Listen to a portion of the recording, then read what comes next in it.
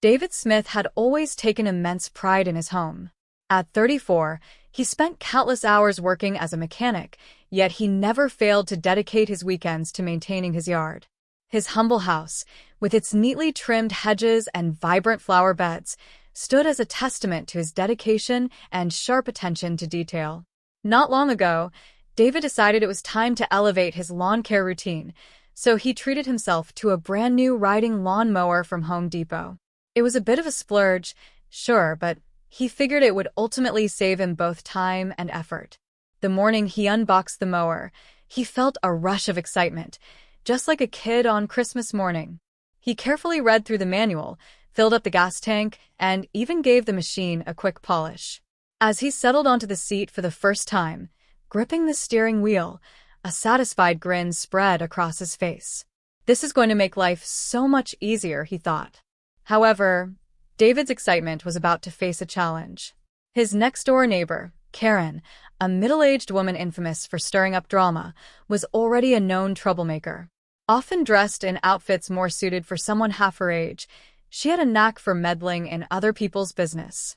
With an entitled attitude and a history of making inappropriate comments, Karen had clashed with several neighbors over the years, always playing the victim and hurling false accusations to get her way.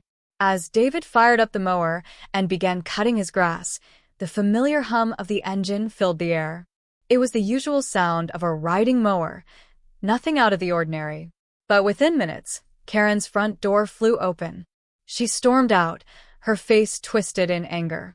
Marching across her yard and straight onto David's property, her high heels sinking into the grass, she planted herself directly in front of the mower, forcing him to slam on the brakes to avoid running into her. "What do you think you're doing?" she shrieked, her voice dripping with disdain. David quickly shut off the mower and removed his ear protection. "Just mowing my lawn," he replied, keeping his voice calm, though his heart pounded from the sudden confrontation. Karen folded her arms, glaring. "Do you have any idea how loud that thing is? You're disturbing the entire neighborhood, my ears. I can't stand this noise. It's giving me a headache." David took a deep breath, steadying himself. "Ma'am, I'm simply maintaining my yard. It's the middle of the day. Mowing now is perfectly reasonable. I'm not breaking any rules." But Karen wasn't having it. "Normal. This is anything but normal. You're being completely inconsiderate. If you don't stop right now, I'm calling the police." David blinked, stunned.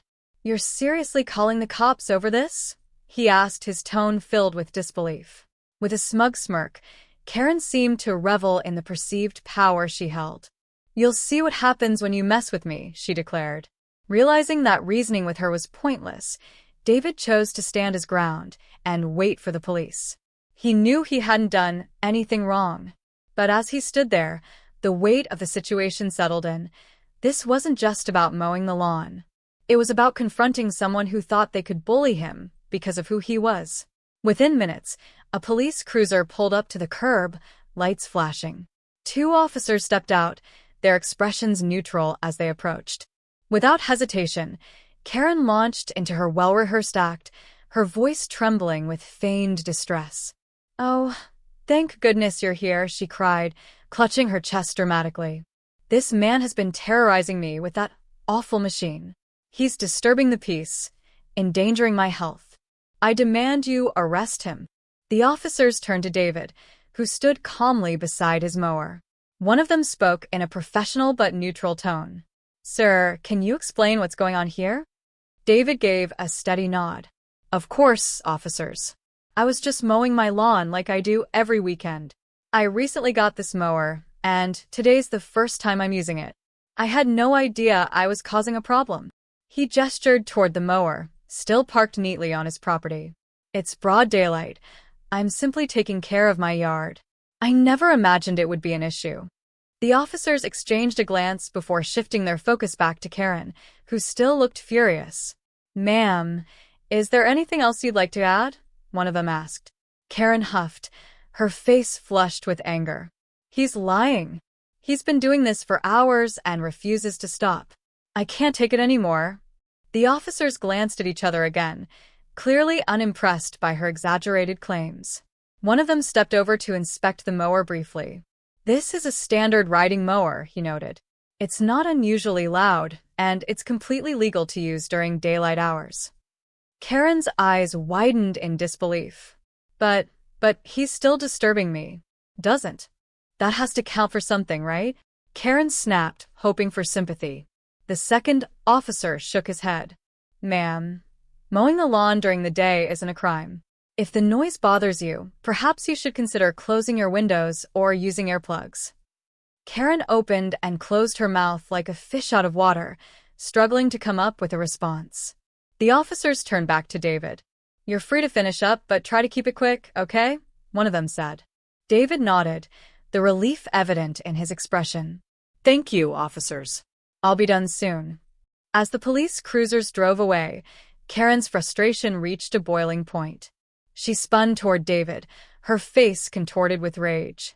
"You think you're so clever, don't you?" she spat, venom lacing every word. "You're nothing but a monkey.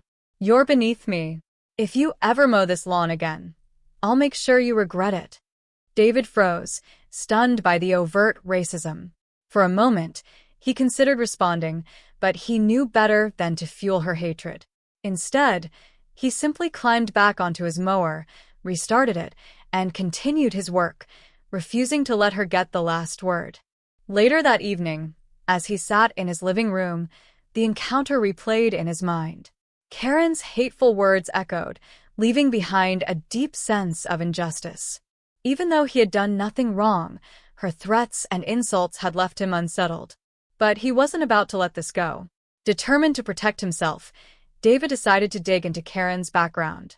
He spent hours combing through public records, news articles, and any information he could find online. And when he finally stumbled upon the truth, he was stunned. Karen had a criminal record. Not just any record, but one involving inappropriate behavior with high school students.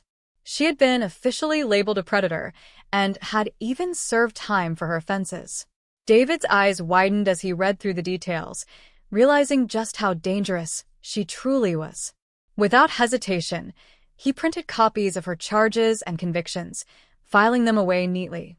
If she ever tried to escalate things again, he would be ready. Beyond that, David also focused on fortifying himself, mentally and emotionally.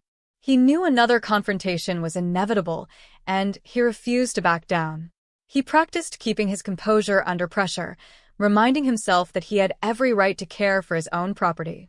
As he sat at his kitchen table, staring at the folder of damning evidence, a surge of determination coursed through him.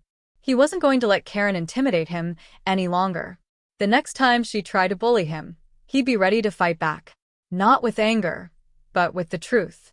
The following weekend, David woke up with a sense of purpose. He was going to finish what he started.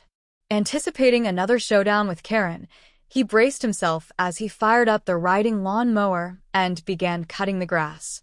Sure enough, within minutes, her front door swung open. Storming outside, her face twisted with fury, Karen marched straight toward David, her heels sinking into the grass as she stomped onto his property. "I told you not to mow this lawn again," she shrieked, her voice piercing the air. David calmly turned off the mower and removed his ear protection, unfazed by her tantrum. "Karen, I'm just taking care of my yard. I have every right to do that." His voice was steady, controlled. Her eyes narrowed dangerously as she jabbed a trembling finger at him. "You're not just mowing the lawn, you're a drug user. And you're endangering this entire neighborhood. I'm calling the police, and this time, they'll arrest you." Before David could even respond, Karen was already dialing 911. "Hello, police? I need you to come immediately. There's a dangerous man here. He's using drugs and threatening me. He's a menace to the community." David shook his head in disbelief. Her audacity was beyond comprehension. But this time he was ready. Reaching into the storage compartment of his mower, he pulled out the folder of documents he had meticulously prepared. He held it tightly, waiting. As Karen continued her hysterical accusations, her voice rising with each lie, the police cruiser finally arrived. The officers stepped out, and just like before, Karen rushed toward them. "Oh, Thank goodness you're here, she wailed, clutching her chest in mock distress. This man is a drug addict. He's threatening me. You need to arrest him, now. The officers turned to David, who stood calm and composed. Officers, I'd like to show you something, he said, handing them the folder. This woman has a long history of making false accusations. She's a convicted predator with a criminal record involving inappropriate behavior with minors. I believe she's targeting me simply because I stood up to her. Karen's face drained of color as the officers opened the folder and began reading. That's not true, she screeched, lunging toward David in a desperate attempt to snatch the documents from the officer's hands. But she didn't get far. The officers swiftly stepped between them, their expressions darkening as they scanned through her criminal history. Ma'am, these documents appear to be legitimate, one officer stated, his voice firm. You need to calm down and stop making false accusations. Karen's breathing grew erratic. Realizing her lies were unraveling, her hysteria reached its peak. You can't believe him. He's a liar. A criminal, she screamed, her voice cracking with desperation. But the officers weren't buying it. Ma'am, making false accusations is a crime. If you continue this behavior, you may face charges, one officer warned. But Karen had lost all reason. In a blind fit of rage, she lunged at David, her hands clawing through the air, trying to attack him. That was the final straw. The officers reacted instantly, tackling her to the ground and snapping handcuffs onto her wrists. You're under arrest for assault and making false reports, one officer declared as Karen struggled against the cuffs. No. You can't do this to me, she screamed, tears streaming down her face. I'm the victim here. He's the one who should be arrested. But the neighborhood wasn't fooled.